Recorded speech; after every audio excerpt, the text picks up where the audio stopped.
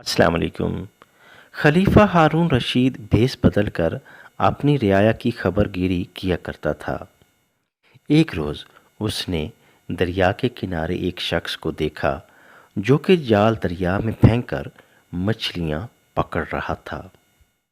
خلیفہ اس کے قریب آیا اور پوچھا کہ کیا کوئی مچھلی پکڑی؟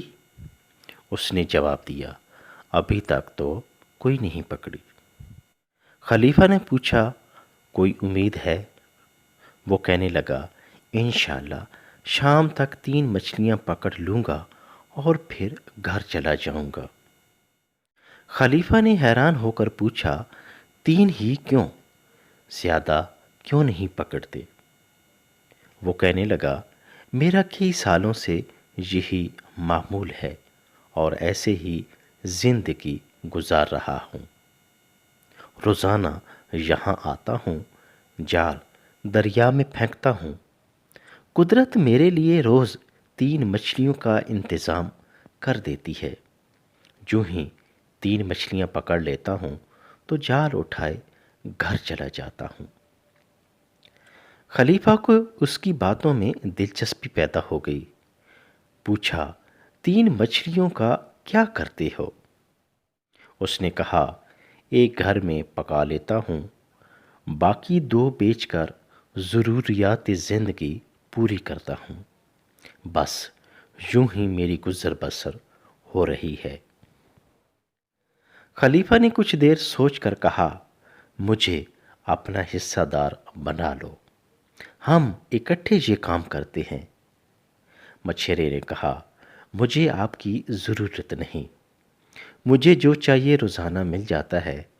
اتنی محنت اور مشقت کرنا میرے لیے مشکل نہیں، اس لیے کسی اور کی ضرورت نہیں۔ کافی تکرار کے بعد خلیفہ نے آخر کار اسے راضی کر ہی لیا، مگر اس شرط پر کہ روزانہ کی 3 مچھلیوں میں میرا کوئی حصہ نہ ہوگا، لیکن ان 3 کے علاوہ جو اضافی مچھلیاں پکڑو گے اس میں میرا چوتھا اور 3 حصے تمہارے ہوں گے۔ خلیفہ نے اس کام کو بڑھانے کی خاطر نئے جال اور ضروری سامان کے لیے مچھیرے کو کچھ سکے دیے اور کہا، تم معمول کے مطابق اپنا کام جاری رکھنا۔ اگر میں نہ آ سکوں تو مجھے ملنے بغداد چلے آنا، میرا نام ہارون رشید ہے۔ مچھیرے نے خلیفہ سے ملنے والے سکوں سے مچھلیاں پکڑنے کے لیے نیا سامان خریدا اور روٹین کے مطابق کام جاری رکھا۔ اللہ کی قدرت کہ خلیفہ کی شراکت داری کے بعد مچھلیاں بڑھنا شروع ہو گئیں۔ وعدے کے مطابق مچھیرا اپنی 3 مچھلیاں علیحدہ کر لیتا، بقایا مچھلیاں بازار میں فروخت کرتا اور خلیفہ کا چوتھا حصہ الگ کر لیتا۔ وہ شخص خلیفہ کی اشرفیاں ایک برتن میں جمع کرتا گیا۔ کافی عرصہ گزر گیا تو وہ فکر مند ہوا کہ کیسا انسان ہے کہ میرے ساتھ کاروبار کرنے کے بعد پلٹ کر واپس نہیں آیا۔ اس نے تو مڑ کر پوچھا ہی نہیں کہ کام کیسا چل رہا ہے اور کبھی اپنے حصے کا مطالبہ ہی نہیں کیا۔ آخر ایک دن اس نے اشرفیوں سے بھرا برتن اٹھایا اور اس کے بتائے ہوئے پتے کے مطابق بغداد جا پہنچا۔ لوگوں سے ہارون رشید کا پوچھتا ہوا محل تک جا پہنچا۔ محافظوں کو ہدایت تھی کہ جو بھی خلیفہ سے ملنا چاہتا اسے خلیفہ تک فوراً رسائی دی جاتی۔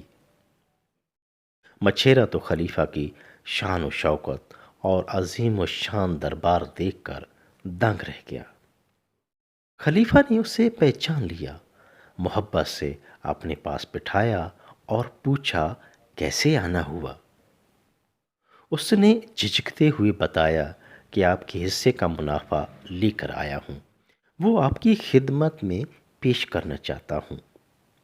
خلیفہ اس کی ایمانداری سے بہت خوش ہوا۔ اس نے اپنا حصہ بھی اسے انعام کے طور پر واپس کر دیا۔ اس کے ساتھ ساتھ بہت سے تحفے تحائف بھی اسے دیے اور مچھرے کو مخاطب کر کے کہا، اس روز جب تمہاری بات سنی تو محسوس ہوا کہ قدرت نے تمہاری قسمت میں روز کی 3 مچھلیاں لکھی ہیں اور تم قناعت پسند بھی تھے، بس اسی پر راضی تھے۔